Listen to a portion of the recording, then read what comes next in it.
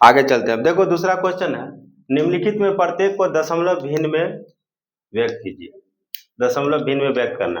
अब देखो परसेंटेज दिया हुआ, ये भी प्रतिशत में ही दिया हुआ है, इसको दशमलव भिन्न में आप चेंज करना, दशमलव में चेंज करना। कैसे इसको चेंज करने हैं, परसेंटेज में दिया गया है, कैसे चेंज करते हैं इसको समझना है।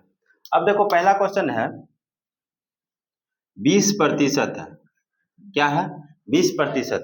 पहले था सिर्फ भिन्न में चेंज करना, अब दशमलव भिन्न में चेंज, दशमलव के रूप में चेंज करना, दशमलव में आंसर लाना।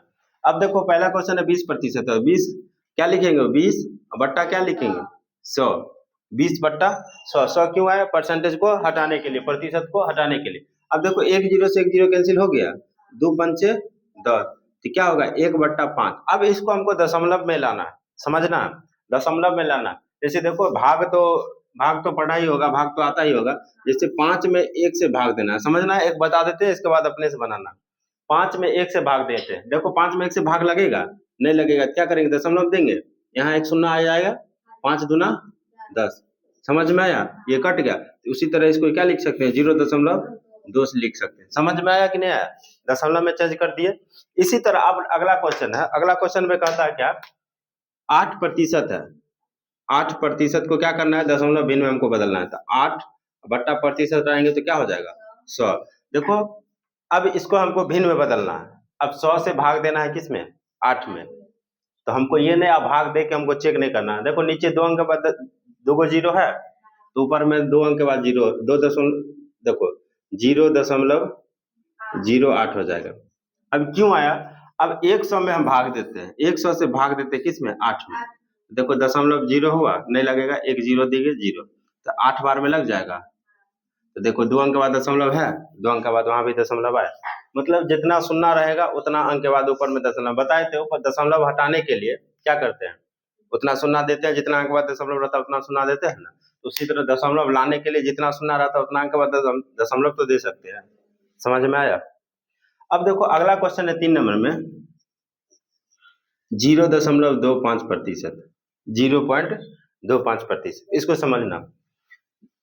इसको क्या लिख सकते हैं, 0.25 बट्टा प्रतिशत हटाने के लिए बट्टा 100 लगाएंगे, समझ में आ रहा है, बट्टा 100 लगाए। अब 2 अंक के बाद दशमलव है तो 2 को शून्य नीचे आ जाएगा, और हाँ अब देखो काटेंगे तो कितना होगा।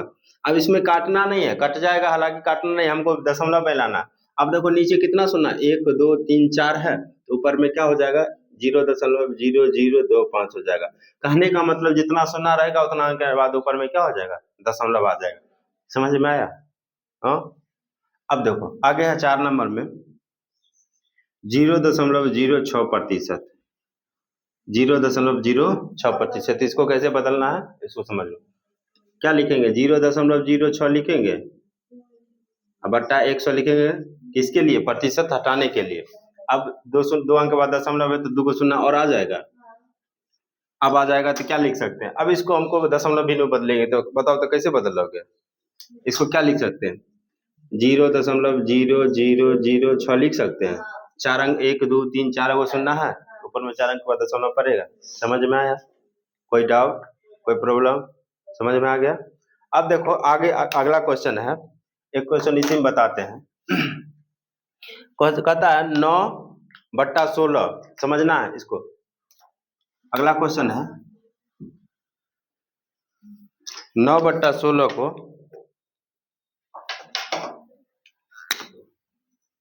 9/16 को हमको प्रतिशत में बदले, 9/16 को प्रतिशत में बदलना, समझना, 9/16 को प्रतिशत में बदलना।